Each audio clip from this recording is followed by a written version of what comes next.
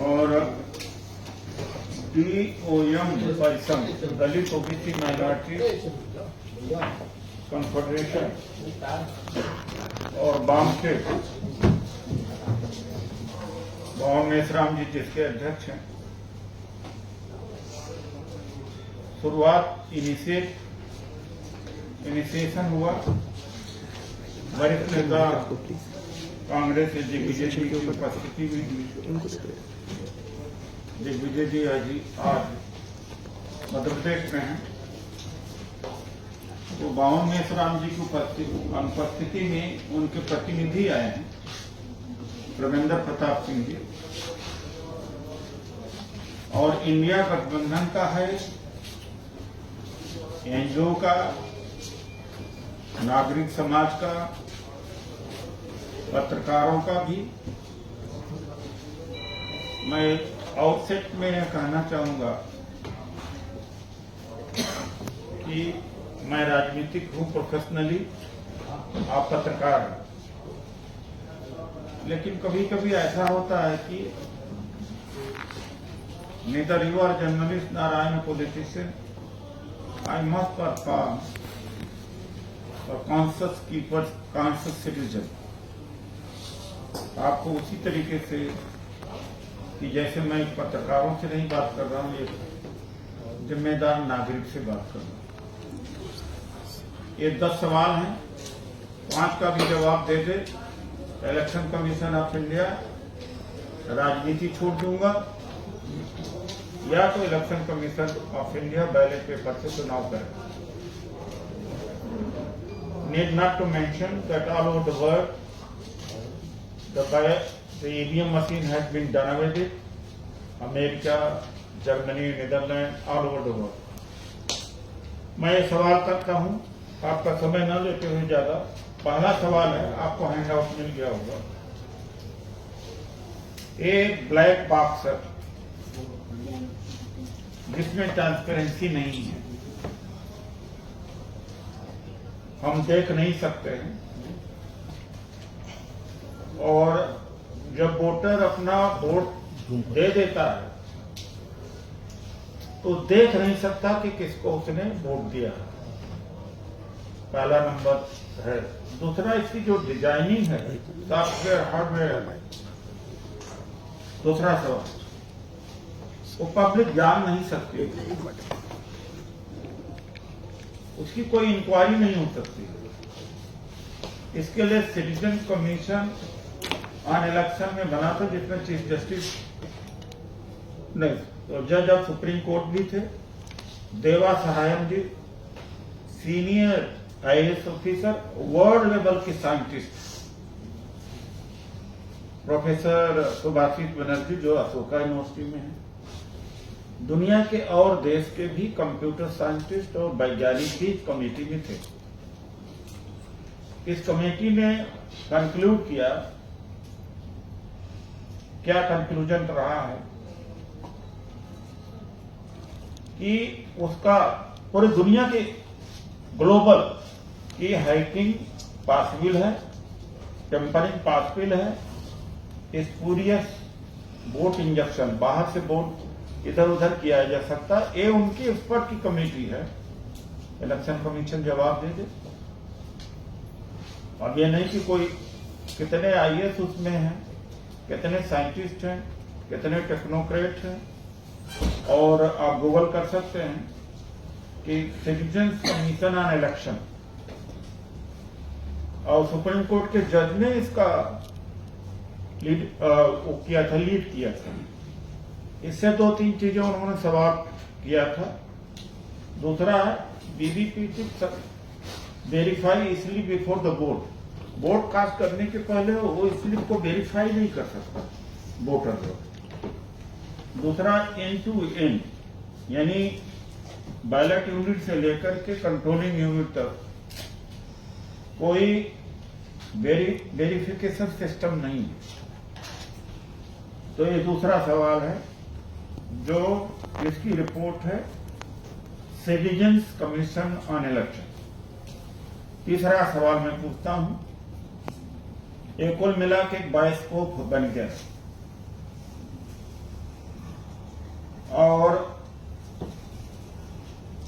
जो voter verifiable paper trail है, audit trail है, वो 7 मिनट्स के लिए दिखता है, 7 सेकेंड के लिए वो दिखता है। अभी जो एक ब्लैक कांच लगा दी है उसका अभी डेमोन्स्ट्रेशन हम कराएंगे। 2 मिनट का डेमोन्स्ट्रेशन है, वो बहुत इंपॉर्टेंट है। वो बता देंगे कि किस तरह से वोटर वोट कास्ट करता है, देख लेता है कि है पंजे पर है कि लोटस पर है। पहले ट्रांसपेरेंट गिलास था, अब ब्लैक गिलास है, और जैसे हटता है तब पर्ची कट की गिरती है। उसको तो दिखता है कि हमने तो हाथ पर दिया, लेकिन जब हट जाता है तो पर्ची वो लोटस की यानी कमल की पर्ची कट करके गिरती है। उसके सॉफ्टवेयर इंजीनियर्स यहाँ पर आए हुए हैं, वो डेमोन्स्ट्रेट करेंगे। तीसरा सवाल, चौथा है जो कहते हैं स्टैंड अलोन, ये मशीन स्टैंड अलोन नहीं है। ये इतना भ्रामक बात है कि 2019 से पहले 2 ही आइटम था, एक बैलेट यूनिट थी और कंट्रोल यूनिट थी। बीच में वीवीपैट 2013 का जजमेंट था, 2019 में लागू हुआ। उसमें 2 चीज बाहर से अटैच होती, जो प्राइवेट कंपनियों की इंजीनियर्स कॉन्स्टिट्यूशन में जाते हैं, वो लैपटॉप से और सिंबल लोडिंग यूनिट से प्रोग्रामिंग डालते हैं, और जब इलेक्शन खत्म हो जाता है तो अपना डिवाइस, लैपटॉप भी और वो जो सिंबल लोडिंग यूनिट है, दोनों लेके चले जाते हैं। कैसे कह सकते हैं कि मशीन स्टैंड अलोन करती है? ये सवाल इलेक्शन कमीशन ऑफ इंडिया से पूछते हैं कि वीवीपैट आने के बाद लैपटॉप के कनेक्शन में आती है ईवीएम मशीन। वीवीपैट लगने के बाद में सिंबल लोडिंग यूनिट जो डिवाइस, 2 डिवाइसेस हैं, और जैसे इलेक्शन कंप्लीट हो जाता है, ईवीएम स्ट्रांग रूम में चला जाता है, इंजीनियर अपना लैपटॉप लेकर के और सिंबल लोडिंग यूनिट लेके चला जाता है। कैसे कह सकते हैं नहीं? इस आदत। ये चौथा सवाल है। पांचवा है इसमें कि वीवीपैट सबसे पहले काउंटिंग होनी चाहिए वीवीपैट का, अगर उसके बाद में काउंटिंग होनी चाहिए माइक्रो कंट्रोलर यूनिट जो रिकॉर्ड करती है, जो चिप है जहां से उसका होता है, अगर उसमें कोई फर्क आ रहा है तो उसको फॉर्म नंबर 20 है, उसके डिटेल मैं वो टेक्निकल चीजें हमें ज्यादा for my understanding I have written it, लेकिन इसका है कि अगर डिस्क्रिपेंसी है तो कैंसिल होना चाहिए, क्यों नहीं? तो पहले वीवीपैट की काउंटिंग होनी चाहिए। छठा सवाल है कि इलेक्शन कमीशन इंडिपेंडेंट है कॉन्स्टिट्यूशन में, अब तो इसमें कॉन्स्टिट्यूशन नहीं रहा। नीदरलैंड की कंपनी इन्वॉल्व हो गई, भारत इलेक्ट्रॉनिक्स लिमिटेड सरकार की कंपनी इन्वॉल्व हो गई, मिनिस्ट्री इन्वॉल्व हो गई, बीजेपी इन्वॉल्व हो गई, ECI electronic corporation of India involve हो गई। अब जो कॉन्स्टिट्यूशन में मैंडेट दिया गया था कि इलेक्शन कमीशन इंडिपेंडेंट बॉडी है, अब तो फॉरेन की कंपनी जो चिप देती है, चिप में क्या दिया है न उसको बीईएल को पता है, न इलेक्शन कमीशन ऑफ इंडिया को पता है, न मिनिस्ट्री को पता है, न इलेक्शन कमीशन को पता है। तो जो एक थियोरी कहते हैं कि वो किसी से कनेक्टेड नहीं है, प्रभावित नहीं है, वो थियोरी डिस्ट्रॉय होती है। यहाँ पर इलेक्शन कमीशन इसका जवाब नहीं दे सकता। सातवां है कि जो ये कहते थे कि electrically erasable and program memory, जो कहते तो वन टाइम जो बर्न हो जाता है चिप, उसमें रीराइट नहीं हो सकता। लेकिन रिसेंट तमाम ऐसी खबरें आई हैं जिसमें कहा कि वो चिप में रीराइट किया जा सकता है। उसका जवाब इन्होंने नहीं दिया। और इसमें